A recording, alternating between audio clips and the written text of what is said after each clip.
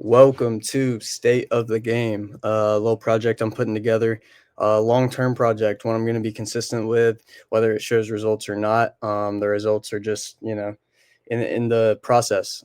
This is really fun for me. But welcome to our first actual video. Yesterday was a bit of a emergency meeting of sorts, but today we're really looking at the state of the game. The rumors, the drama, the transactions, the overperformers and underperformers, and all the above. First thing we have up to look at is this big headline. It's the first thing you're probably seeing when you wake up as far as basketball. LeBron's streak ended, his 10-point streak ended. Listen, it's not a big deal to me. I mean, it is in the sense that it's extremely impressive that a player can go to 10 championships and only have 9 games in his career under 10 points. I mean, that's ridiculous and deserves the utmost praise. And one thing I think that we got to keep in mind is this is not a scorer. This is not Kevin Durant who's coming out every single night trying to get buckets and then sometimes getting, 4 or 5 assists, sometimes getting none, blah, blah, blah, blah, blah. Like he's consistently coming out there and he's affecting the game outside of scoring. In fact, this season, to be real, man, he's been hard to watch. LeBron's been hard to watch because of his just general activity and his effort, like in everything. I mean, he's just walking around 90% of the time. I think he takes the least amount of steps in the NBA. That is not a stat. Do not quote me on that. But it feels like it right now per minute or per game.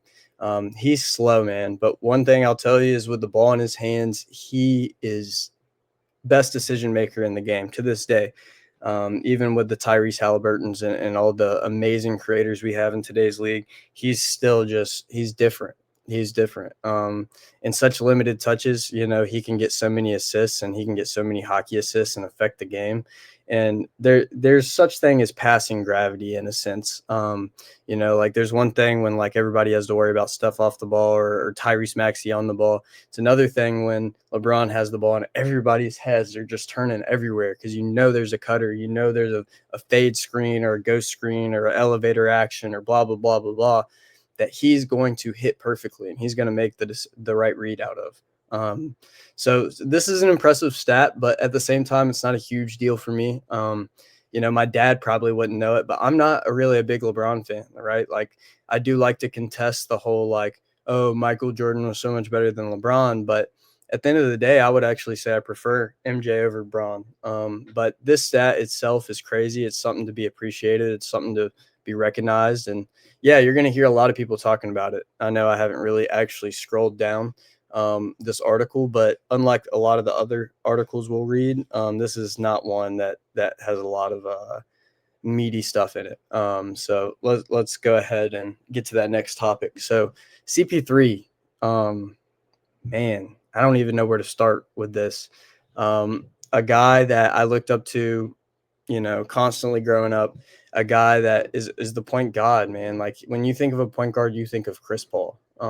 And he has just so consistently elevated teams throughout his career. I mean, he may have never been a champion or had crazy deep playoff runs, but every single team he's ever been on got much better with him on it. And I think he was an amazing leader. With that being said, right, like the league in the world itself has moved into a much more individual needs, individual wants based world. And in the NBA, that's times five. And what I mean by that is player empowerment. Player empowerment's to the maximum. Everybody feels like their voice, matters more than the organization or the coach or the team. Blah blah blah blah blah. And so, a lot of dramas come out of that. And I think that's why we see so many big transactions and crazy news reports coming out nowadays and in recent years. But with this, right, like CP3's leadership style is something that we look back on history has always been celebrated, right? You have a hard, almost abrasive leader, like somebody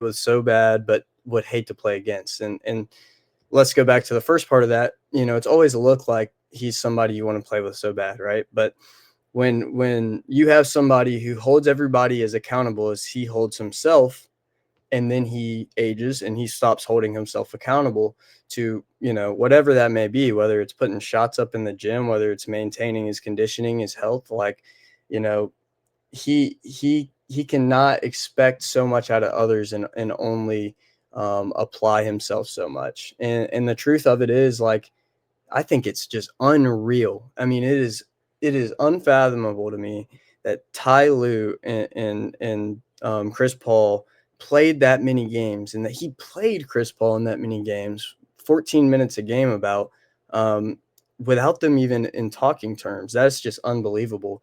But that goes to show you how far player empowerment is, right? Like, I mean, in history, if a coach wasn't on talking terms with a player, do you think he's going to give that guy minutes or give that guy much less leeway, trust, and especially when he's not playing good or efficient? Um, no, of course not. And so this is kind of a tricky situation, man. I mean, Chris Paul looked bad in his minutes, and I didn't know the background as I was watching it, but I mean, pretty much here to inbound the ball, go sit in the corner. One out of every 5 or 6 plays, he'll get a touch and he'll make a good play. Um, but most times he's such a massive net negative on defense, and on offense, really, he's almost a net negative as well. I have the stats. I wrote them down somewhere over here. Let's see, 14 minutes, 3 points a game, 1.8 rebounds, 3.3 assists. That's atrocious. And the percentages we probably don't even want to get into. So the Chris Paul situation, man, I hate it. I understand that he is that franchise. He made that franchise what they are. Um, but at some point you have to prioritize the team. And mind you, that's as bad of a poorly built team as possible, as far as, like, man, they are old over there. And they got a lot of guys with a lot of big egos and a lot of wants. There's also a report coming out, just I think in the past 2 hours, that James Harden was not happy with the Chris Paul signing in free agency. Now, I do believe that came from a podcast of a team associate. So I'm not sure the consistency of that rumor, but it is something circulating. It also, Harden and Kawhi, when asked, said that they were surprised about the Chris Paul situation, but had nothing further to say about that. I find that quite interesting. I think there's something weird going on in LA. I really do. I don't think, not saying like anybody's, betting unders or anything. I don't think that's necessarily going on, but that whole situation, man, is just ugly.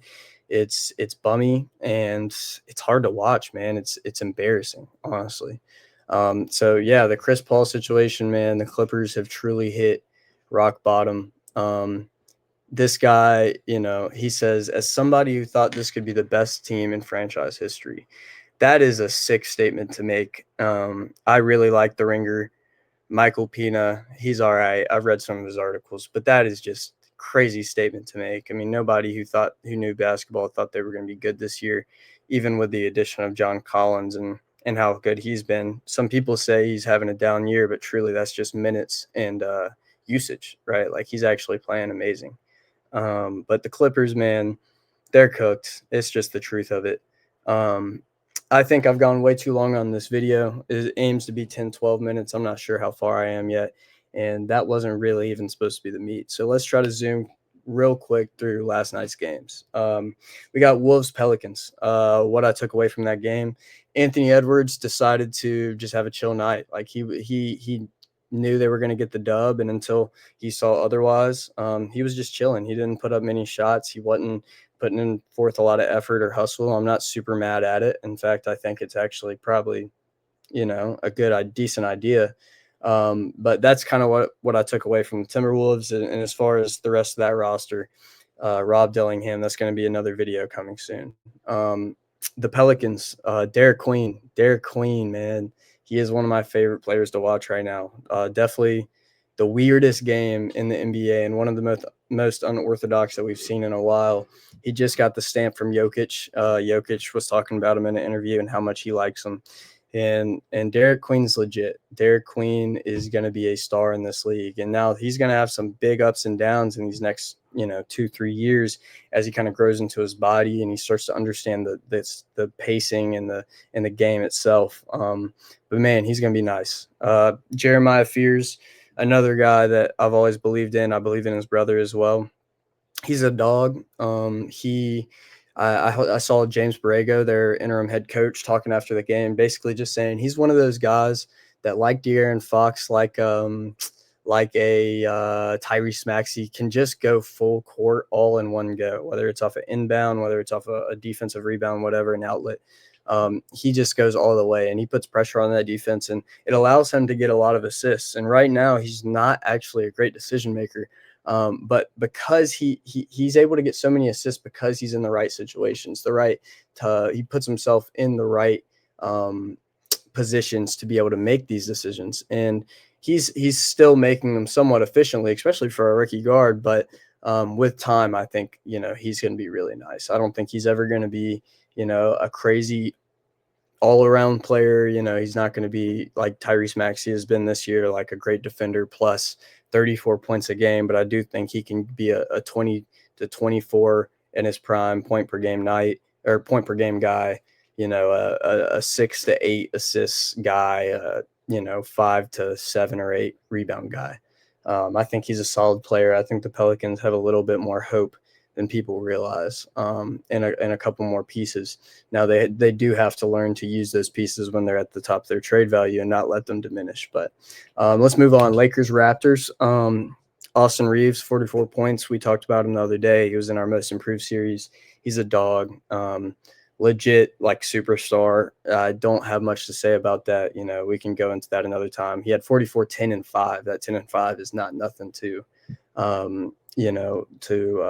negate. But Jake LaRavia is nice, man. Jake LaRavia is going to be a solid role player in this league, and he'll never really be more than that. I don't want I don't want LA to get their hopes up too much, but yeah, he's going to be a solid role player. I think Jake LaRavia is going to be what y'all wanted Dalton Connect to be, or what y'all thought Dalton Connect was. And sadly, I'm really losing hope on Dalton Connect. I'm not just saying that because of his age. There's really no improvements in his game, and he is the exact same player he was when he came in the league. And that's tough. That's a bad look. For the Raptors, Grady Dick did not play much last night. I don't know really what his stats are looking like this season, but not seeing crazy improvements. Mind you, the Raptors are a competitive team and one of the deepest teams in the NBA, so he's got it really hard as far as just getting minutes and getting into the rotation.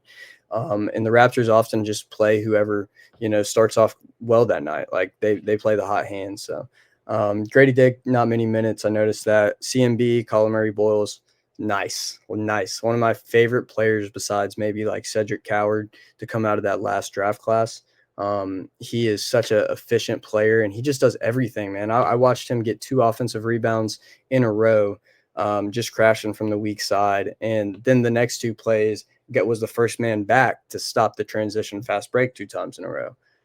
So it's just little things with him, man. Backdoor cuts and defensively just knowing where to be, communication.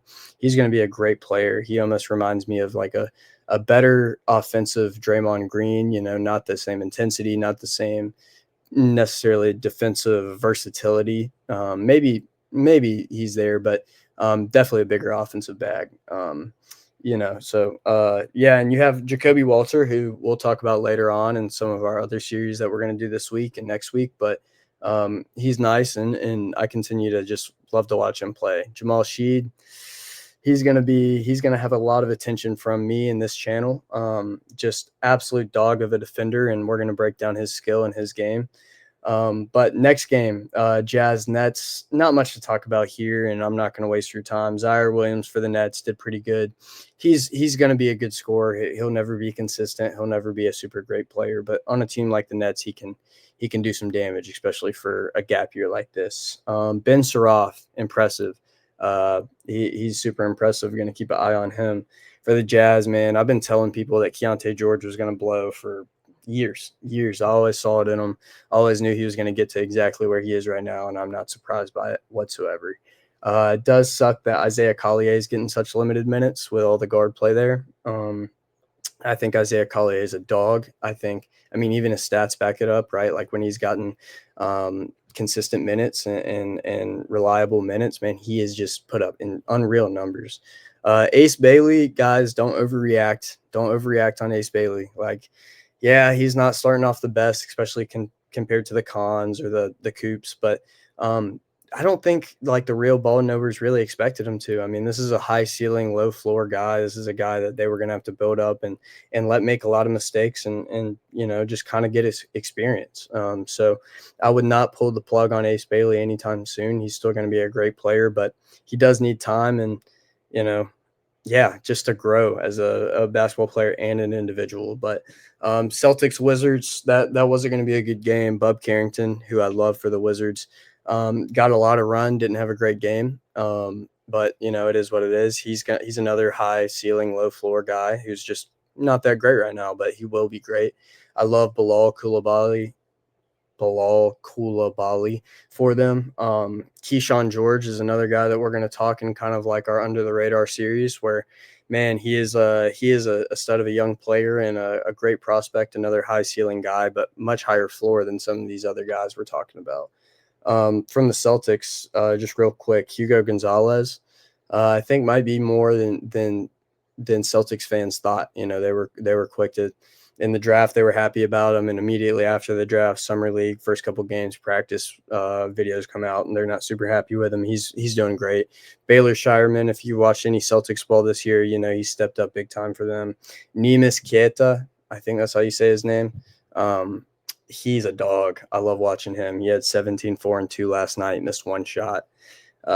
He's just super efficient. He's everywhere, and big fan of his. Josh Minot. Um, man, watched him for the Timberwolves. I never realized he had such heart, such effort, such defensive versatility. And I didn't realize he was as long, not as long, but as quick on his feet, just getting up and down from bucket to bucket. And with his improved shooting this year, he's been big for them. So that was a great pickup for practically nothing. Sixers Warriors. This is the last one we're going to talk about. This video has gone way too long, but this one we're going to dive into more later. Man, the Warriors have got some problems. The Warriors have got some serious problems right now. They're not going to be a good team. Um, I mean, truth be told, their top role players are just equivalent to most teams, worst role players, and that's just a fact. Those top three guys, Steph, Jimmy, Draymond, when they're healthy on the court together, they're nasty, but they're not on the court together healthy very often. And it's a long season, man. We're 15 games in. You got what 65 more, and yeah, I'm not trusting it, man. The pieces on the side aren't good enough, man. Kuminga kills me. He's killing me, man, because he's got all the talent in the world. You give him an isolation possession, he's good for a bucket, half the time. But he's just stupid. Like truly, excuse my language. Like the Warriors' offense is made for high IQ basketball players, guys who make quick decisions, who just have that very good smooth brain reaction, like where it's just quick second. They don't have to think. It's just boom. I see this. I know what the reaction is, and he's so he is so good at that. But oh man, Kuminga. Sorry, I lost track of my thoughts there. He's stupid. He makes terrible decisions, terrible turnovers. He attacks when he shouldn't attack. He pulls it out when he shouldn't pull it out. He shoots when he shouldn't shoot. He swaps on defense when he shouldn't swap, and he miscommunicates pick and rolls. And like I think he could be a great player, and he's probably a good guy, but he just doesn't have the facilities up there to be successful in that Warriors offense. Pat Spencer, shout out my dad. He's a big believer in him for a very long time. Dog, just absolute dog, and he showed it last night. Will Richard, great steal of a rookie for the Warriors. Super happy with his play. I think he's everywhere. I think his impact is not on the stat sheet whatsoever. Just an absolute dog. For the Sixers, Dominique Barlow. That's a guy that you will hear about from me probably tonight, maybe later. We're gonna break down some of his film and talk about who he is and where he came from and why you should know the name. So that's really all I got for today. That was a lot of information kind of thrown out there.